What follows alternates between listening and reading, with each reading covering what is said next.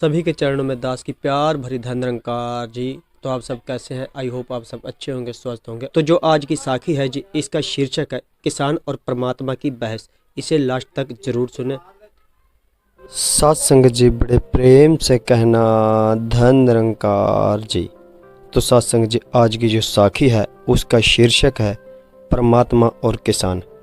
तो सत्संग जी जो भी परमात्मा हमारे लिए करता है वह हमारे अच्छे के लिए ही करता है।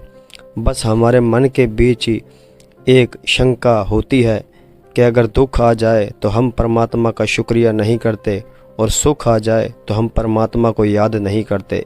इसलिए सत्संग जी जो भी परमात्मा करता है वह अच्छे के लिए करता है।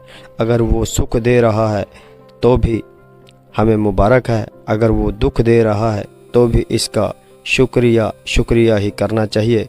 तो आज दास एक साखी के माध्यम से आप सभी को ये कहानी पढ़कर सुना रहा है। आप सभी संतों के चरणों में अरदास है इसे लास्ट तक जरूर सुने। और जो भी संत महात्मा दास के चैनल पर पहली बार हैं तो इस चैनल को सब्सक्राइब करें। एक बार एक किसान परमात्मा से बड़ा नाराज हो गया।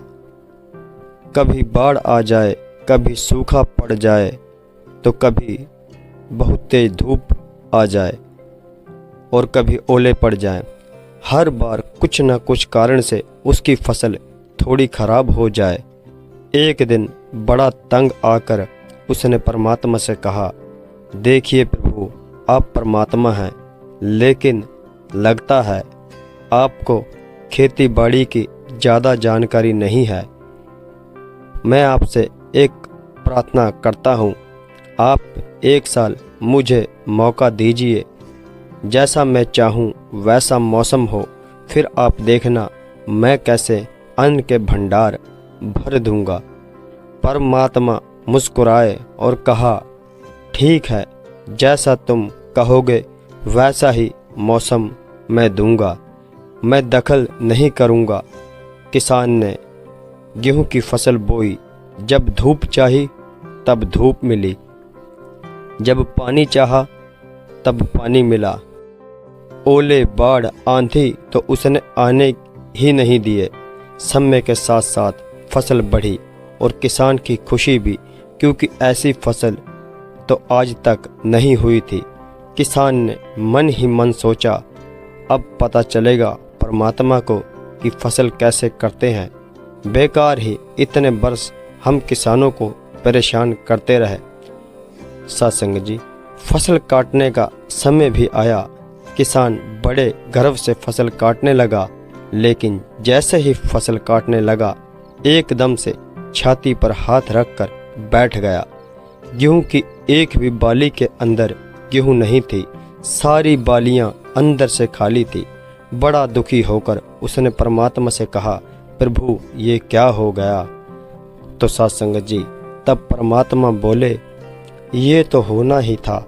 तुमने पौधे को संघर्ष करने का जरा भी मौका नहीं दिया। ना तेज धूप तपने दी, ना आंधी ओलों से जूझने दिया। उनको किसी प्रकार की चुनौती का एहसास जरा भी नहीं होने दिया। इसलिए सब पौधे खोखले रह गए। जब आंधी आती, तेज बारिश होती, ओले गिरते, तब पौधा अपने बल से ही खड़ा रहता है। वो अपना अस्तित्व बचाने को संघर्ष करता है और इस संघर्ष से जो बल पैदा होता है वही उसे शक्ति देता है, ऊर्जा देता है, उसकी जीवटता को उभराता है। सोने की कुंदन बनाने के लिए आग में तपने, हथौड़ी से पीटने, गलने जैसी चुनौतियों से गुजरना पड़ता है, उसे अनमोल बनाती है। उसी तरह जिंदगी में भी अगर संघर्ष हो, चुनौती ना हो तो आदमी खोखला ही रह जाता है, उसके अंदर कोई गुण नहीं आ पाता। ये चुनौतियां ही जो आदमी रूपी तलवार को धार देती हैं, उसे सशक्त और प्रखर बनाती हैं। अगर प्रतिभाशाली बनना है तो चुनौतियों को तो स्वीकार करना ही पड़ेगा, अन्यथा हम खोखले ही रह जाएंगे। तो सत्संग जी अगर जिंदगी में प्रखर बनना है, प्रतिभाशाली बनना है तो संघर्ष और चुनौतियों का सामना तो करना ही पड़ेगा। प्यार से कहना धन निरंकार जी।